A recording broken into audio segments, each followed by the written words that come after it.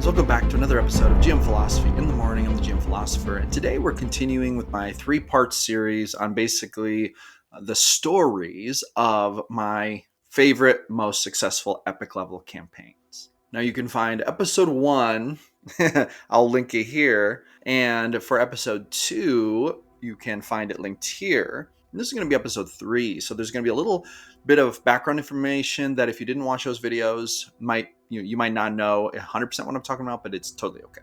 All right, so in campaign 1, it took place in my homebrew world of Greyhawk. It was called the Mazaak Campaign, and basically the group stopped a time-traveling wizard who could basically move through timelines, manipulate time, hop between timelines, and was basically trying to take over the realm of gods and become the overgod, the new overgod. So that was like the plot. And then the players basically were chosen to be champions of the gods, and they stopped him from doing this. And this led to campaign number 2. Toward the end of campaign number 1, Mazaak was placed in a basically cell at the bottom of the Nine Hells, a prisoner of Asmodeus, where magical lava flowed over him, keeping him from being able to regenerate, and he was imprisoned there. They could not figure out how to kill him exactly. He was a little too powerful. But they did keep him in the cell and kept him from regenerating, and he could not escape. He did, however, make contact with and form a relationship with Tiamat, who was in the first level of hell in Avernus. And so they formed a bit of a mutual respect and a plan to break out together, and then they would basically go take over the world together.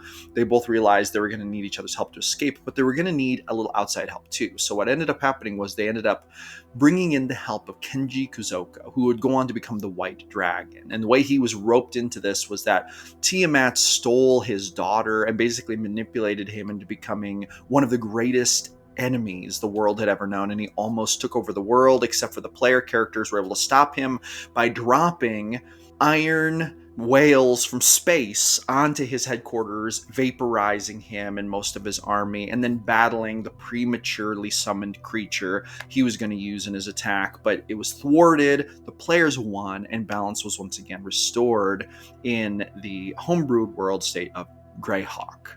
That's a quick synopsis of the first two. So at the beginning of campaign 3, we have moved forward thousands of years. The characters from campaigns 1 and 2 are basically very old, distant, basically legends, memories, historical figures to the characters of this new campaign. This is called the Hero Campaign. And this campaign started out like this. The players all began play being recruited by an individual who claimed he was from an organization that had taken an interest in protecting the world of Greyhawk from extra-dimensional, extraplanar, and super magical threats. Basically, there was a secret cabal of powerful people in society made up of very powerful wizards, scholars, rich business people, the most powerful military leaders, etc. And they came together and basically decided, you know what, we are worried that Greyhawk is susceptible to extraplanar, extra-dimensional, and extra magical threats. So we're going to start an organization specifically designed to protect Greyhawk from this. Hey, real quick, do your players ever do unexpected things? Do you ever find yourself thinking, what the heck, all my plans have gone to ruin? These players, as creative as they are, have just gone off on a tangent, and now I don't know what the heck is going on. If you ever feel this way, then I have the perfect tool for you. It's called the Ultimate Plot Randomizer. Ignite your campaign with endless adventure. This ebook contains 4 D100 tables, lets you random roll plot arcs on the fly.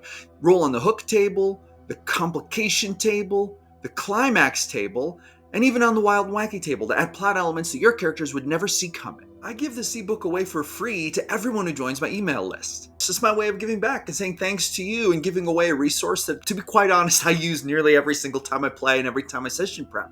If you want to get this ebook, all you have to do is join my email list. Link is in the description. If you sign up, you'll get an email autoresponder sent to you between a few seconds to 15 minutes after you sign up. The time tends to vary, so be a little tiny bit patient. It might take it like 15-20 minutes to show up in your inbox. And make sure to check your spam folder. But in that first email, the download link will be available. Click on it, download, print, Boom, put with your stuff, never get caught without amazing plot arcs ever again. Roll random plot arcs for days and days and days. Your player characters will literally not be able to keep up with how many amazing plot arcs you're able to create, and thus you will never have an adventure go off the rails again. I'm kidding. They'll probably still go off the rails. You'll just be way more prepared. Like I said, link is in the description. Grab that. Don't miss it. All right, let's get back to the video. And they recruited as their first captain this one character who was basically an NPC through the whole campaign, who worked together with the players. But this captain was given the task of recruiting people for the team. And he went and through a mysterious selection process. And in conjunction with the, basically the hidden group of founders, he found and recruited each member of the party. So they all had their own unique backstories, their own unique kind of elements and this and that. And it was a bit of a mystery as to why are you choosing us for this? But it turned out later that one of the reasons was because there were very powerful people within this organization who could sort of see the strings of destiny. And these people somehow had a more enlightened knowledge of who was going to be important when the great battle happened. And when I say the great battle, I mean toward the middle-ish of this campaign, it became revealed to the players that there was a great extraplanar threat headed in their direction, and that if they didn't stop it, it was possibly going to wipe out Greyhawk and everything else, which we'll get to in a moment. But it started out with them getting recruited. So they got recruited, and then they had to build a headquarters. So they chose a place in Greyhawk, basically a spot kind of toward the eastern end of the southeastern part of Greyhawk, and kind of on a little mountain range. And I called this place Sparrow Point. It was a homebrewed village actually, and they traveled to Sparrow Point and they launched their headquarters. They basically bought a little plot of land outside of the village and started building their fortress. They actually had a little stone building there to work from, so that was in the beginning their headquarters. And then eventually they built and added on, and it became this massive mega complex by the time they were epic level. But they started out going into this town and they actually ended up taking over the town. They ended up actually assassinating both the mayor and the sheriff in their first day in town, because it turned out they unveiled that these two were crooked. Also, these two were trying to keep them from being able to bring their organization in, which they were obviously not going to have. And they covered up the murders and then they were like, we are so sorry that this happened. We are just newcomers here, but we see that you're in need, so we're going to help you. We're going to run for office. So the bard of the group, who had the best charisma and was, very diplomatic figure, ran for mayor, won it, and then appointed the barbarian of the group as the sheriff. And so they became the government. And in so doing, they basically seized full control of Sparrow Point. There was also a couple other interesting things. The local undertaker actually was an older guy who had this young, beautiful wife. The barbarian really wanted to date the younger woman, but she was very loyal to her husband and to her age gap relationship. So one of the other players paid the rogue of the group, who was an assassin rogue, to kill the undertaker so that she could be freed up, and also so they could gain control of the undertaker business, the morgue. And so that worked out. The barbarian, actually not even realizing that the group had orchestrated the murder of the undertaker, dated the now widowed beautiful woman who was now running the morgue, and basically ended up marrying her. And in so doing, the group took control of the morgue, and pretty soon the group had their fingers in everything in the little village of Sparrow Point. Sparrow Point began to expand and grow. The group basically facilitated a bunch of hiring. They started hiring soldiers. They started recruiting soldiers. They started recruiting spellcasters. They started building their fort. They started building all kinds of things. One of the players, this was interesting, one of the players was an artificer, and he started building his own secret laboratory where he was building this popbot army. And I get a lot of questions about this when I mention this, but popbots, I guess in artificers in the 2014 version of D&D, they could build things in pots, and there was this kind of homebrew class type thing where he could build these little bitty robots in the pots, and so the robots would grow in the pots. But then he found a way to have them basically get dismantled for parts, and then they could build new pot bots out of them. And so he found a way to basically create an assembly line of pop bots that then created their own assembly lines of pop bots, and he started proliferating these. By the time they were epic level, he had thousands of pop bots under his control. They were just a little hard to control, which there was a whole segment of that where the pop bots became sentient because, hey, hold on real quick. I have two questions for you. Do you love adventure?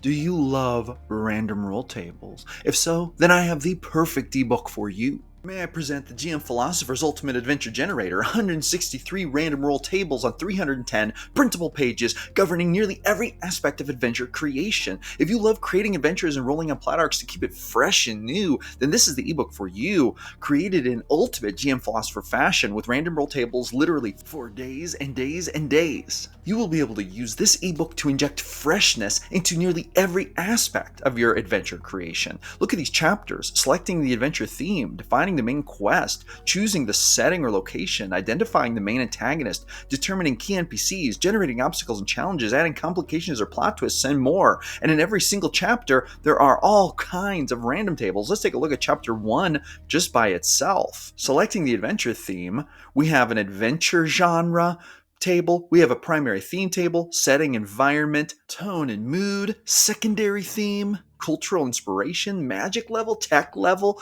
significant supernatural elements, what?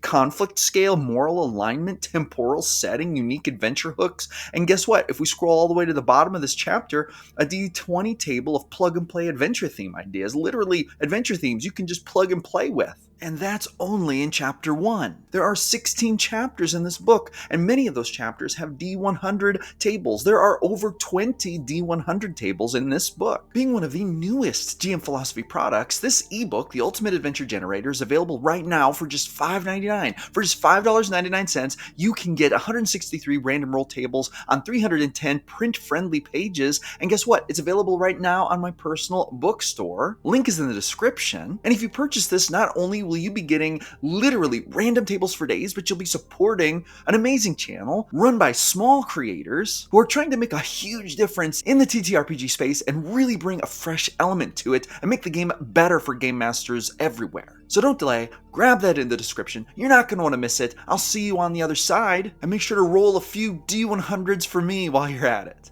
And this is a long story, but there was a meteorite, like a magical meteorite, and they brought the material into his shop from the back engineer. He started using it to build the pop bots because it gave them magical abilities, but it also gave them sentience. And then that sentience spread amongst all the other pot bots. And so then the pot bots started to rebel against him, and then they tried to unionize, and they wanted to like be in charge of their own destiny. So there were a bunch of like wild things that happened during this this campaign. I can't even begin. Once again, you know how it is with an epic level campaign. You can't even begin to describe all the wild things that go on, but a lot of wild things went on. One of the most interesting aspects of this campaign was sort of the dynamic between players, and they were all on the same team. They were all like part of the same organization. However, there were some strange sort of like factions that evolved from this. For example, they had this NPC who they basically put in charge of training their personal army. So they had this group called the 300 eventually. By the time they were like level 16 or 17, they had a group of 300 soldiers that they called the 300 that were like their personal army, like for the organization.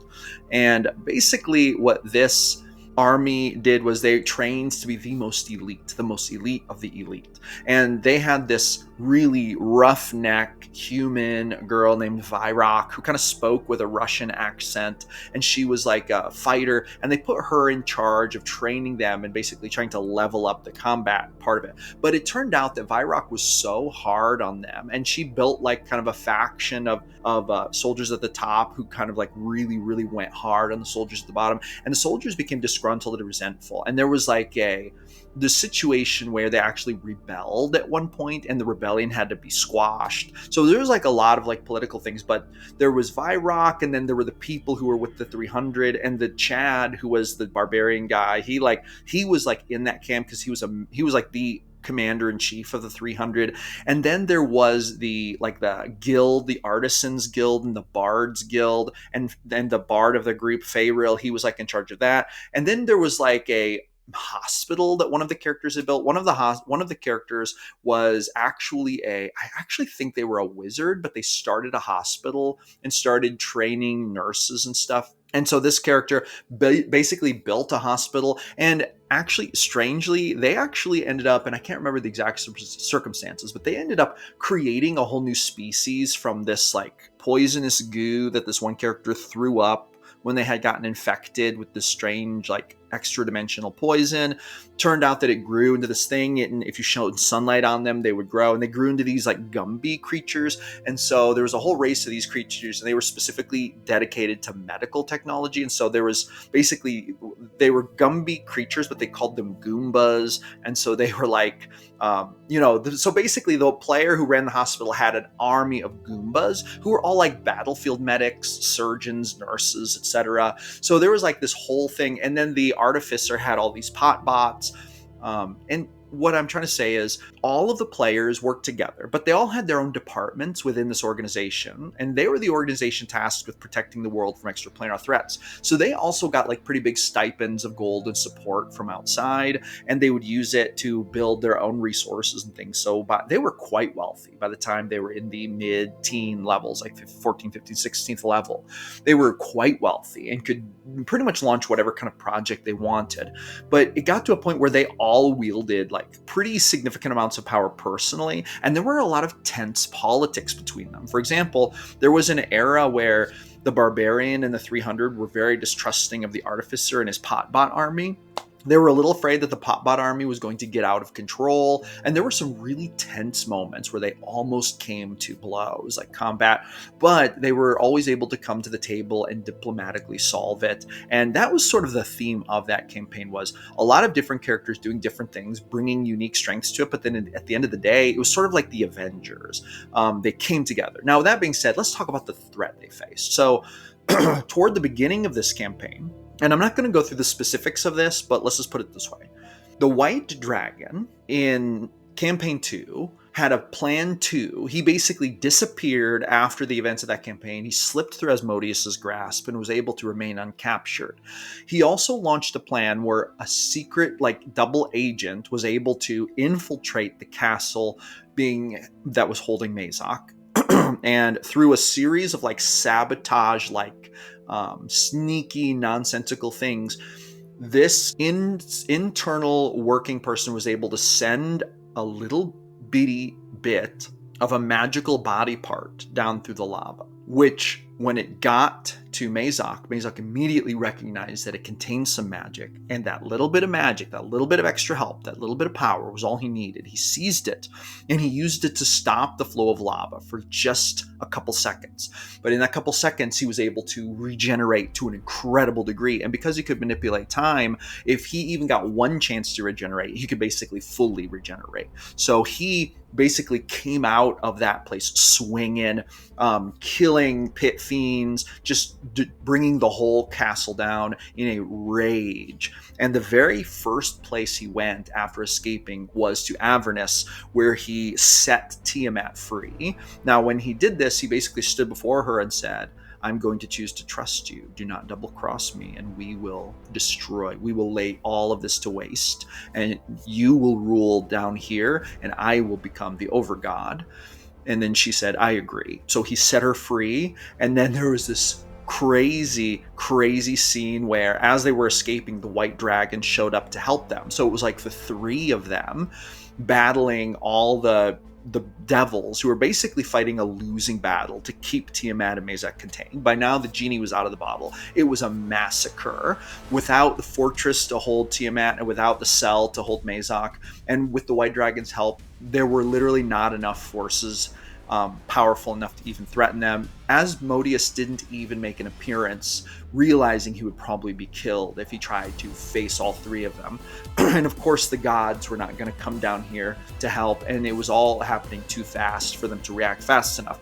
And so basically the way that ended was Mazaak was riding Tiamat. The White Dragon was sort of like flying around them with his katana, and they were just killing everything. And when they escaped far enough away from the castle, the White Dragon opened a huge portal, and they went through it and disappeared. Allegedly, they had escaped to the material plane, and they were now some mysterious place preparing the next phase of their invasion. So this news eventually reached the party, and basically word came down from the top was that we have very bad news. And this party, who had never heard of Tiamat, Mazaak, the White Dragon, they only heard of the White Dragon through like ancient tales. Like, but those were like long ago. That was like stuff like today, like when we read about the wars that happened in like the Bible, this is what they would have read about the White Dragon. This was thousands of years ago. But now the organization is like, okay, we have some things to tell you. There's a person named Mazaak. Here's some information about him. There's this dragon goddess called Tiamat. Here's some things about her. There is the figure called the White Dragon. He's real. He is also still alive. And he just broke Mazaak and Tiamat out of prison in the Nine Hells, and they have escaped to the material plane, and we do not know where they are because the White Dragon is a master at hiding his movements from scrying, and we literally don't know where they are. This is a worst case scenario. This is like DEFCON 1. Like, this is actually possible end of the world stuff. You are being called to active duty. You must stop this. You must find a way to stop it. And this was really cool because as we were playing this campaign, other characters from the past came out of hiding and showed themselves. The characters that these same players had played, like, because this was the same group that the core group was the same group who had played with me in the first and second campaigns. So they had characters come back from the past and make appearances to help the group in the present. And it became this huge joint effort between heroes from all three of the campaigns working together. And here's what ended up happening. This was the crazy thing. That was like the first half of the campaign. In fact, they even clashed with Mazaak and Tiamat at one point. They had an all-out fight. All of the heroes who were trying to stop them almost got just the floor mopped with them. Tiamat and Mazaak and the White Dragon together proved to be a nearly unstoppable force when they were all together working together. And they weren't even really trying hard at this point. They were just setting up their plans. So the group was like, what are we going to do? But then it became known toward the second part of the campaign why Mazaak had the ability to travel through time. And this became a really important part of the story. It turned out that Mazaak was able to travel through time because as a child, while he was even still in his mother's womb, somehow this cosmic level magical artifact called the Time Shard had flown through the universe and seeded itself inside of him. It embedded itself into his soul, giving him literally the power to control and manipulate time and to move through different timelines. However, as this was being unveiled in this campaign, it also became known that there were 4 more shards in the universe. Now, these were sort of like the time, like the stones from the Avengers movies. At the time, the Avengers movie, the Avengers movies were just becoming popular, and I took some inspiration from them. So Mazaak had the Time Shard, but there was also a Light Shard, a Dream Shard, a Reality Shard, and a Shard of Destiny. And here's what ended up happening. It became known that there were actually these 4 other shards were out there in the universe, were also seated within individuals, and they were headed for this plane. Basically, they were headed for this world. They were in outer space, flying here in sort of like a fantasy spaceship, like a huge armada. I mean, there was an army coming. They were called the Varen, and they were like this warlike, domineering race that conquered planets and moved from planet to planet, like a fantasy sci-fi like army of these creatures that were incredibly powerful. They were basically humanoid, but they were a little different. They were more powerful than humanoids, sort of like Kryptonian type creatures, like Kryptonians, like extremely powerful warlike creatures. But their supreme leader had the Destiny Shard embedded within him, which was often considered the most powerful of all the shards, because even though you could move through time with the Time Shard, the one who held the Destiny Shard could literally choose the destiny of, you name it. They could choose what destiny was. So eventually all time leads to a destiny, and destiny was kind of the ultimate shard. But this person also had the other 3 people with him. He had the person who had the Light Shard, who's sort of like an angelic creature. She wasn't a Varen, but she was like an angelic creature. There was this weird kind of like purplish rogue-like creature that had the dream shard embedded in it, and then there's a creature that had the reality shard embedded in it. And I'm not 100% sure that I remember exactly how that worked or what that creature was like, but like I'm not 100% sure. But anyway, I digress. The point was, it was considered like these shards had been basically laid in the foundations of the universe to be primordial, basically aspects of power, and they radiated the things that gave life and power to all the things that are important. So, for example, the time shard was supposed to just float through the cosmos, emit its rays of power, and then that's where time came from. And then the shard of destiny was supposed to just float through the universe, giving off its powerful aura, and that's where destiny came from, right? So these shards were not ever intended to be used by living sentient beings to achieve anything. They were supposed to just be benign forces in the universe. In fact, the theory was they were not even shards at the beginning of the universe, but for some reason the power had collected into shards over millennia and like eons and eons of time. So it was an accident that they had become shards, and for some reason shards got attracted to beings, and so that was also an accident. So it's believed that Mazaak got embedded with the time shard partly because of an accident where the time shard actually manifested and for some reason was attracted to him, none of which was ever supposed to happen. So it was kind of a freak bad accident that it even happened. But anyway, that was kind of the nature of the shards. But now 4 of the shards were literally headed for Greyhawk, like headed for the world, and they were going to take it over, and they were coming for the time shard because they wanted to have power over all 5 shards. Another thing is that the leader of the Varen was this very dogmatic, powerful creature. I mean, like, think about like Superman, but on massive steroids with magic, who was also an expert martial artist, who also had like laser gun, like they had like sort of like fantasy, like magical lasers. So he had that kind of technology. So, and he also had the kind of like mecha suit kind of stuff. So he had one shard, but then as the story was going on, he started killing the other shard holders in these big battles. He would manipulate. At first, he manipulated 2 of them to help him take out the light shard girl, and he absorbed the light shard. Then he took out dreams and absorbed the dream shard, and all these little things. So he actually ended up having. Actually, this is kind of weird, and I don't exactly remember how this happened, but somehow the party was able to get a hold of the reality shard, and then Mazaak had the time shard, and then this the Varen commander, the big guy, his name was Raynlear. I had to check my notes, but he had light, destiny, and dreams. He had all 3 of those shards. So here's the thing. In this universe, if one being possesses a shard, things are wildly out of balance. It should never happen. At this point in history, all of the shards were possessed by beings, but now Raynlear had 3 of them. This created such a crazy power dynamic that literally made him, by leaps and bounds, the most powerful being in the universe. It was very, very, very well believed that with 3 shards, even Ao, the overgod, could not stand up to Raynlear. And in fact, the first place Raynlear, I keep saying his name wrong. His name is actually Raynlear. The first place Raynlear went was to the Overgod. So he came from the other way, right? He was approaching Greyhawk from top down.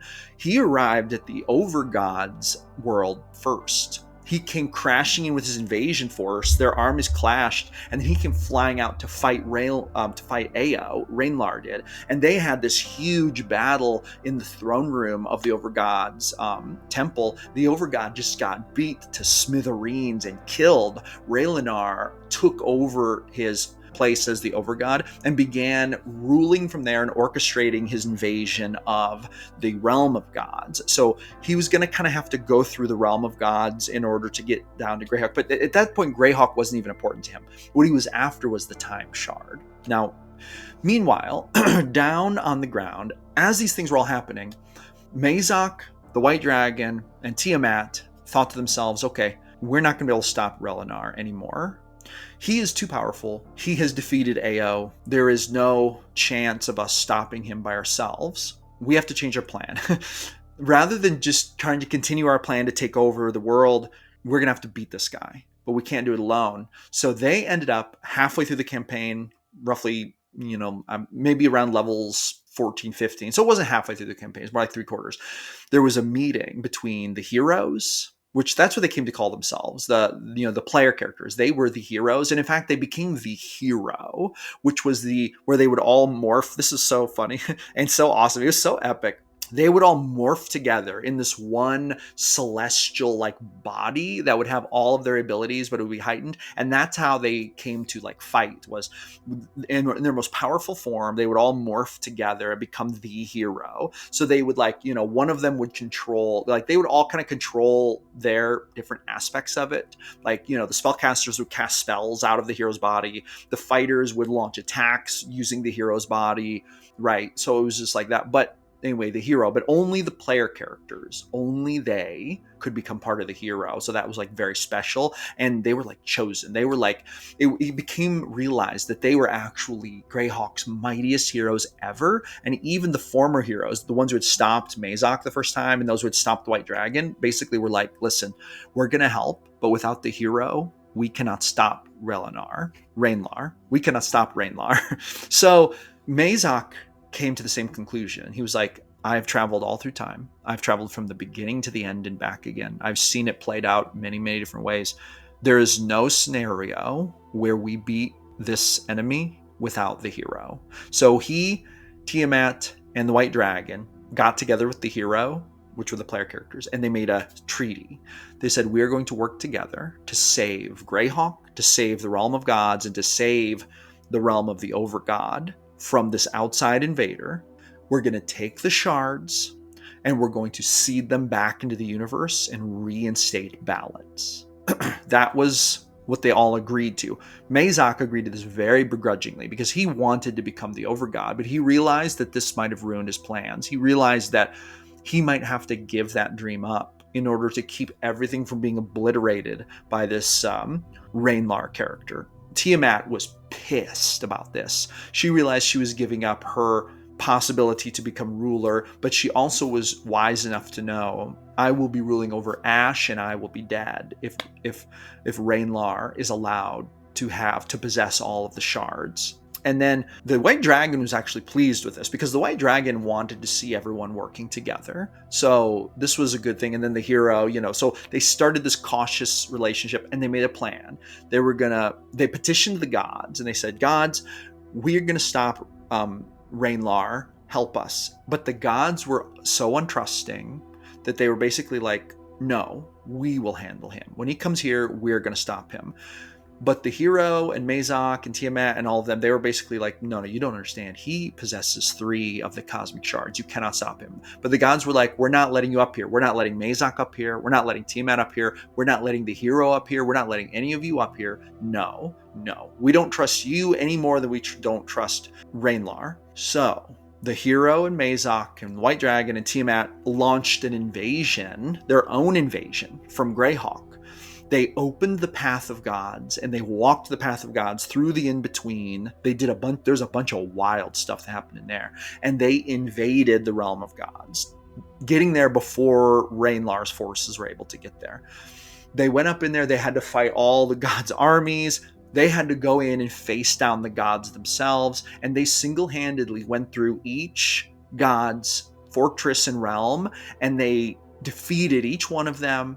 They took their thrones and they set themselves as the gods, all of them. And then some of the gods who actually were on their side obviously turned to them and helped them. And so they established a new pantheon. But now the danger was not over. Raynlear was coming close. His invasion force was nearing the realm of gods and said that they had to prepare for war. They had to prepare for battle. Now, so many things happen. I cannot even begin to tell you all of the plans, all of the weaponry, all of the spells, all the magic items. I mean, the artifacts that were used, the way the gods were helping, the way that the hero was preparing for this battle. But here's maybe a part of the story that is really important. Mazaak, who was kind of this paranoid, egotistical being who thought that he was going to become the Overgod, was having this change of heart. He saw that the hero, and he couldn't deny it because he could see through time, he saw that the hero was actually intended to be the Overgod. He knew that this was the inevitability. He knew that the destiny he wanted for himself was actually not meant for him. It was meant for the hero. The hero had been born specifically through some underlying string of fate, some cosmic forces had conspired to bring the hero here now to meet Raynlear in battle, to conquer him, and to become the new overgod, to protect Greyhawk and to protect the realm of gods and to protect this whole world state in existence, probably for eternity. Mazaak hated this because Mazaak wanted this for himself, but there was a part of him that knew that this was destiny and that even if he tried his best, he was not going to stop it from happening. So he decided to make a great sacrifice. Now, at one point in the story, the hero was able to get the reality shard. So they had the reality shard versus Raynlear's light shard, destiny shard, and dream shard. But Mazaak knew that divided, their power was not going to be enough. So he actually gave up the time shard. He extracted it from his soul and he gave it to the hero in a great act of self-sacrifice and humility, which was really wild and emotional time, especially for these player characters who fought against him in the first campaign and everything, because he was seeing that things were changing and he was quickly becoming just a pawn in a much bigger fight, and that the hero was the ultimate main character here, and that only by supporting the hero fully and giving the hero access to all the power was it going to be possible. Now, the hero had only 2 shards, and Raynlear, the invader, had 3. This put them at a serious power disadvantage, but they did have a couple things that helped make up the difference. Number 1, there was like a Magic the Gathering inspired planeswalker character they met actually in outer space who was like moving between worlds, and this character actually ended up like basically trying to figure out what was going on. And when they realized what was going on, they had traversed all these planes and had amassed all this power. They were like a cyborg planeswalker who had seen like countless planes and dimensions. And basically they had amassed all these different abilities. Everyone they had ever encountered, they had kind of like absorbed their abilities. And so they had all these abilities. So they actually dismantled themselves and allowed the hero to absorb their power. And so that became like an extra boost.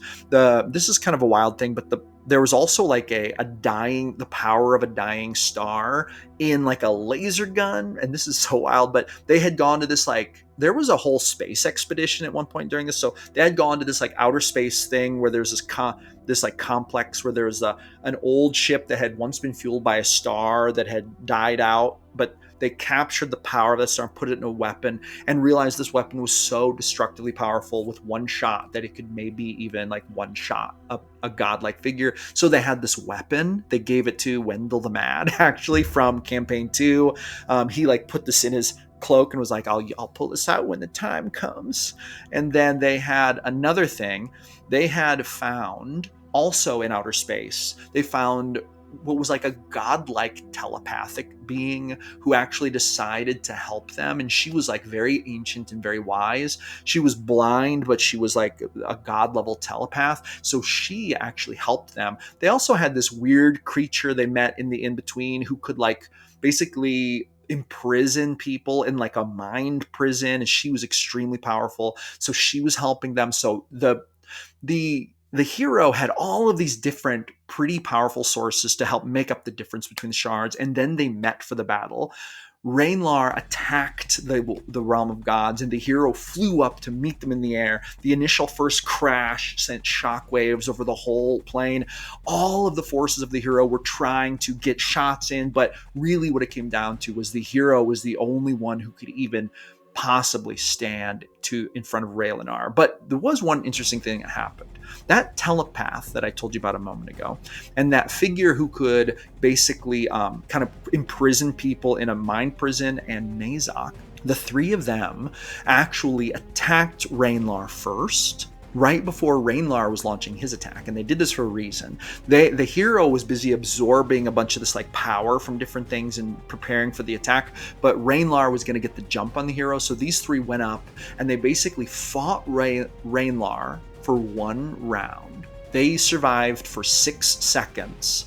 Mazaak, this god level telepath NPC, and this other girl to sacrifice themselves so the hero could be fully powered when the fight took place. So they survived for one round, and then all three of them were killed by Raynlear. And then Raynlear came down, and that's when they clashed with the hero. And because of the sacrifices of those NPCs, the hero was at full power. And then it was a cosmic fight, the likes of which my table had never seen. It was just, I mean, others tried to help, and they got some shots in, including that gun with the dying star in it that they shot Raynlear with it once, and it ended up like wounding him. But other than that, really, to be super honest, only the hero could stand toe-to-toe with this enemy. And so the player characters were just in a bitter, savage, end-of-the-world battle against this invading creature from another world, like from another, just the worlds beyond. And it was a legendary fight, but at the end of the day, the hero was able to be actually a lot more creative. See, Raynlear was used to being a brute force of nature, but the hero was used to thinking outside of the box. And the hero found ways to reach into Raynlar's mind and mess with him, reach into his soul and mess with him, reach into his soul where the shards were embedded and mess with them, disrupt his power, distract him. They found clever ways to sort of like magical and mental judo. They were able to cause most of the damage he would have done to just miss or be too distracted or too scattered to hit.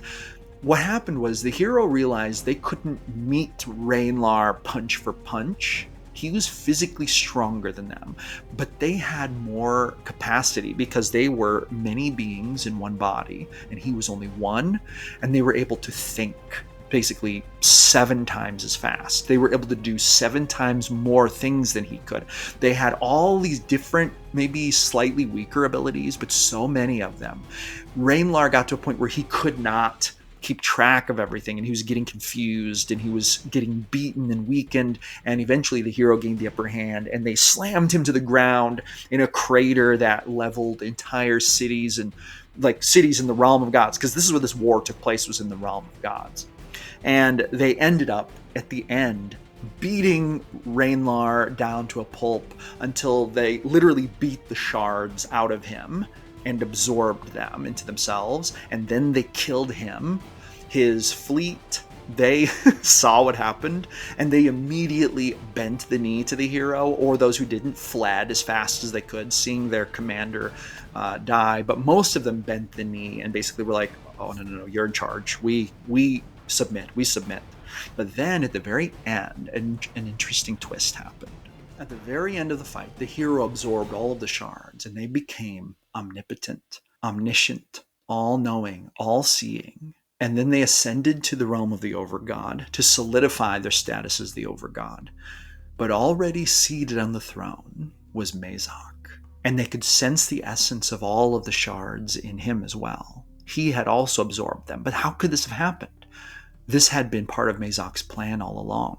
See, Mazaak, yes, he did travel with them along this timeline, but he was also traveling in other timelines alongside, hopping between, running adjacent to this one, many different versions of him, and he had found ways to collect the shards for himself in those other timelines. And then he bounced here to beat the hero to the Overgod's throne, and here we were, Mazaak.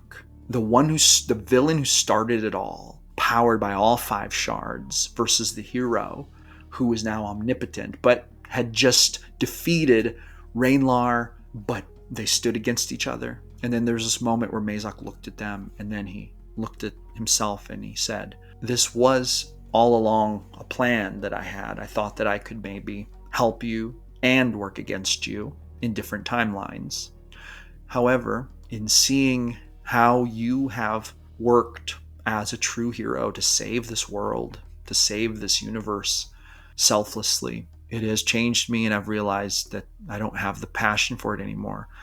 I always thought it was unfair that there was no being powerful enough to truly protect the world. I was always angry that there was no being powerful enough to protect the world. I always was afraid that something would come from the outside and destroy it, and that there was no one strong enough to face them, and I did not trust the gods. I didn't trust anyone else. This made me vengeful, full of rage, and I was determined to become that person. And the truth is that while my motives were probably good, I was going to destroy the world in the process. But you are the real deal. and I don't want to fight you. And I have realized that I believe in you, and that you will protect this world better than I ever could, and you did not have to burn it in the process. And then he let go of all 5 shards. He allowed all of his different timeline selves to merge into this one, making himself canonically without shards. And he bent the knee to the hero. And then the hero used the shards to remake the universe and basically restart it to be a more balanced place.